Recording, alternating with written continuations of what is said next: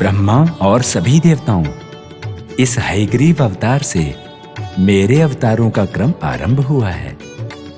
इस क्रम को ऐसे ही आगे ले जाकर दुष्टों का विनाश करके शिष्ट लोगों की रक्षा करना ही मेरा प्रथम कर्तव्य है। धर्म को किसी भी तरह की हानि पहुंचने पर मैं समय समय अवतार लेकर असुरों का संहार करता रहूंगा और धर्म की रक्षा करूंगा। जगत के नाटक के सूत्रधारी श्रीमन नारायण ने हयग्रीव के अवतार में जिन महिमाओं को दिखाया है, उन्हें सुनने के बाद आप सब आश्चर्यचकित हुए ना? श्री हरि के किसी भी अवतार के बारे में अनेक बार सुनने पर भी हर बार हमारे मन को एक पवित्र, नई और मधुर अनुभूति होती है। मुनि श्रेष्ठ, दशावतार में इस हयग्रीव अवतार को क्यों नहीं मिलाया जाता है? श्री महाविष्णु के दशावतारों में से इस एक अवतार को मिलाकर 11वां अवतार क्यों नहीं कहा जाता? इसका विवरण क्यों नहीं है? शानकेंद्र, श्री हरि ने दुष्टों के विनाश के लिए स्वयं 10 अवतार धारण किए हैं। मत्स्य और कुर्मा अवतारों को उन्होंने लोक कल्याण के लिए धारण किया है। नरसिम्हा, वामन, श्री राम जैसे अवतारों को उस युग के दुष्टों का विनाश करने के लिए ही उन्होंने धारण किया था। इन 10 अवतारों के अलावा श्री हरि को 13 अवतारों को और धारण करना पड़ा था। उन अवतारों का अस्तित्व एक दैवीय रहस्य है जो साधारण तरीके से समझना संभव नहीं है। पहले हम उन अष्टादश पुराणों के कारण और परंतप के बारे में जानते हैं। ये परंतप कोई और नहीं है, श्री नारायण के स्वरूप होने वाले व्यास भगवान ही हैं। महात्मन, वेद व्यास के दिव्य कथाओं के बारे में स्पष्ट रूप से समझाकर आपने हमारे जीवन को पावन कर दिया। कुछ जानने की जिज्ञासा ही इंसान को आगे ले जाएगा, नए विषयों की जानकारी देगा।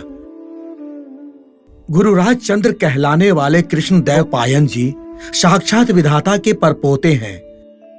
शक्ति ब्रह्म मानस पुत्र है। शक्ति का बेटा ही पराशय है।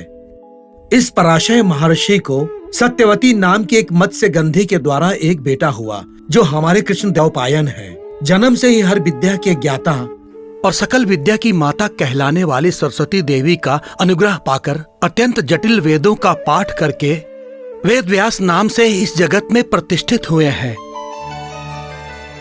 एक बार त्रिलोक संचारी कहलाने वाले नारद महर्षि वेद व्यास जी के आश्रम में आए।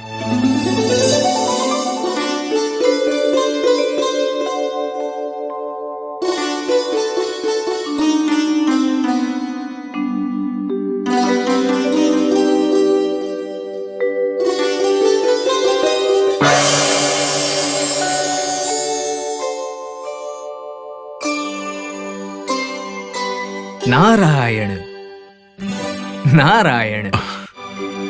ब्रह्म ऋषि, आपको मेरा प्रणाम। अखंड ज्ञान संपन्न कर अक्षय कीर्तिमान बनो व्यास। ब्रह्मा मानस पुत्र के आशीर्वाद कभी व्यर्थ नहीं होते। आसन ग्रहण कीजिए महाराज। नारायण नारायण।